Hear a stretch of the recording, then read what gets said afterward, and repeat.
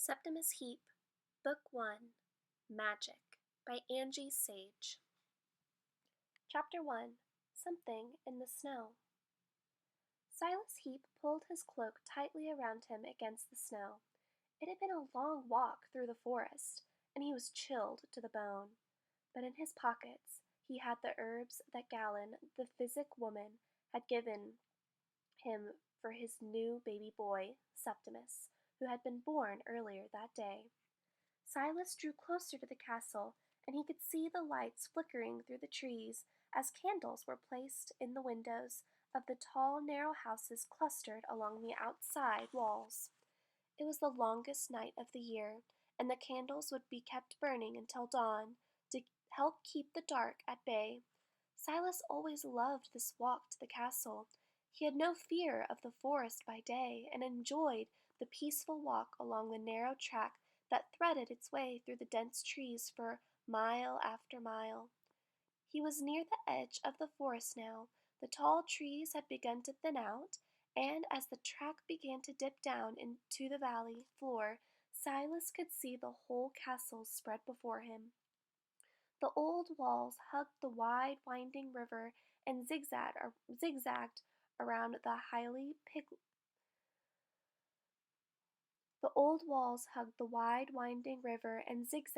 the higgledy-piggledy clumps of houses. All the houses were painted bright colors, and those that faced west looked as if they were on fire as their windows caught the last of the winter's sun's rays. The castle had started life as a small village. Being so near to the forest, the villagers had put up some tall stone walls for protection against the wolverines, witches, and warlocks who thought nothing of stealing their sheep, chickens, and occasionally their children. As more houses were built, the walls were extended and a deep moat was dug so that all could feel safe. Soon the castle was attracting skilled craftsmen from other villages.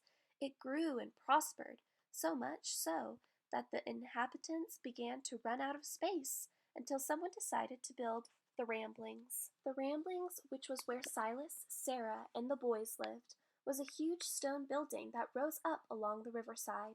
It sprawled for 3 miles along the river and back again into the castle, and was a noisy, busy place filled with a warren of passages and rooms with small factories, schools, and shops mixed in with family rooms, tiny roof gardens, and even a theater. There was not much space in the Ramblings, but people did not mind. There was always good company and someone for the children to play with. As the winter sun sank below the castle walls, Silas quickened his pace. He needed to get to the north gate before they locked it and pulled up the drawbridge at nightfall. It was then that Silas sensed something nearby, something alive, but only just. He was aware of a small human heartbeat somewhere close to him. Silas stopped. As an ordinary wizard, he was able to sense things, but as he was not a particularly good ordinary wizard, he needed to concentrate hard.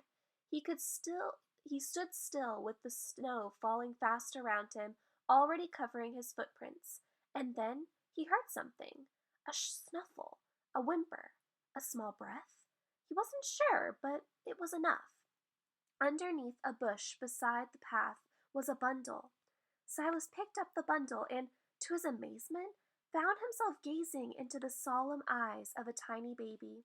Silas cradled the baby in his arms and wondered how she had come to be lying in the snow on the coldest day of the year.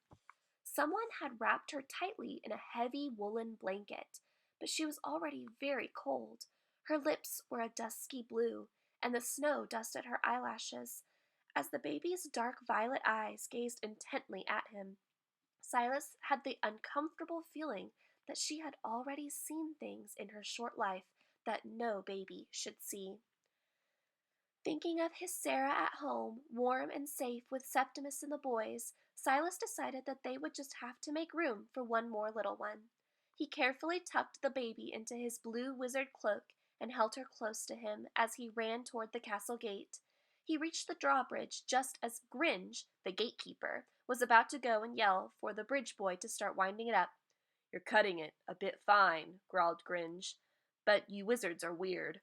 What do you all want to be out for on a day like this? I don't know." Oh? Silas wanted to get past Gringe as soon as he could, but first he had to cross Gringe's palm with silver. Silas quickly found a silver penny in one of his pockets and handed it over. "Thank you, Gringe. Good night." Gringe looked at the penny as though it were a rather nasty beetle. "Marcia Overstrand. She gave me an half-crown just now, but then she's got class, with her being the extraordinary wizard now." "What?" Silas nearly choked. "Yeah, class. That's what she's got." Grinch stood back to let him pass, and Silas slipped by. As much as Silas wanted to find out why Marcia Overstrand was suddenly the extraordinary wizard, he could feel the bundle beginning to stir in the warmth of his cloak, and something told him that it would be better if Grinch did not know about the baby. As Silas disappeared into the shadows of the tunnel that led to the ramblings, a tall figure in purple stepped out and barred his way. "Marcia!" gasped Silas. "What on earth?" "Tell no one you found her. She was born to you. Understand?" Shocked, Silas nodded. Before he had time to say anything, Marcia was gone in a shimmer of purple mist. Silas spent the rest of the long, winding journey through the ramblings with his mind in turmoil. Who was this baby? What did Marcia have to do with her? And why was Marcia the extraordinary wizard now? And as Silas neared the big red door that led to the Heap family's already overcrowded room, another, more pressing question came into his mind. What was Sarah going to say to yet another baby to care for?